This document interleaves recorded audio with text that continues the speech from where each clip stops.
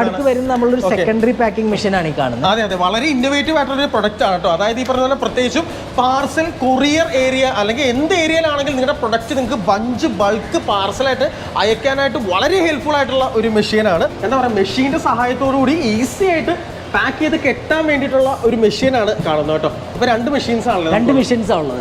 ഒന്ന് നമുക്ക് വരുന്ന സെമി ഓട്ടോമാറ്റിക് സ്ട്രാപ്പിംഗ് മെഷീനാണ്.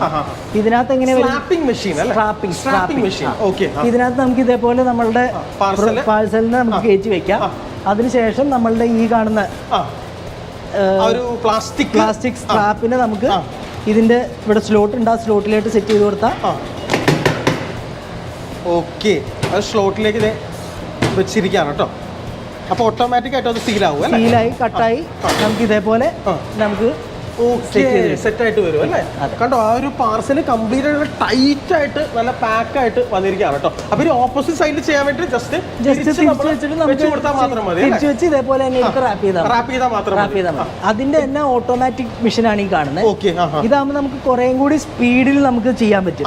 ഇത് ഓട്ടോമാറ്റിക് മെഷീനാണ് വരുന്നത്. നമ്മൾ ജസ്റ്റ് പ്ലേസ് ചെയ്യുക, ക്ലിക്ക് ചെയ്യുക. ഓക്കെ, ജസ്റ്റ് ഒരു സിംഗിൾ പ്രസ്സിൽ നമുക്ക് ഇതേപോലെ സെറ്റ് ചെയ്ത് വരും. ഓക്കെ, നമ്മളെ പോലെയുള്ള സാധാരണക്കാർക്ക്, അതായത് സാധാരണക്കാരായിരിക്കുമല്ലോ ഇതുപോലെയുള്ള ഒരു ഇൻഡസ്ട്രിയിലേക്ക്, പാക്കിംഗ് ഇൻഡസ്ട്രിയിലേക്കൊക്കെ കടന്നു വരുന്നത്. അപ്പോൾ അങ്ങനെയുള്ള ആളുകൾക്ക് ഈസി ആയിട്ട് അഫോർഡബിൾ ആയിട്ടുള്ള ഒരു പ്രൈസിലാണ് നമ്മുടെ ടി ടെക്കിൽ ഈ മെഷീൻസ് എല്ലാം നമ്മൾ പ്രൊവൈഡ് ചെയ്യുന്നത്. അത് നിങ്ങളുടെ വലിയൊരു അഡ്വാൻറ്റേജ് ആണ്.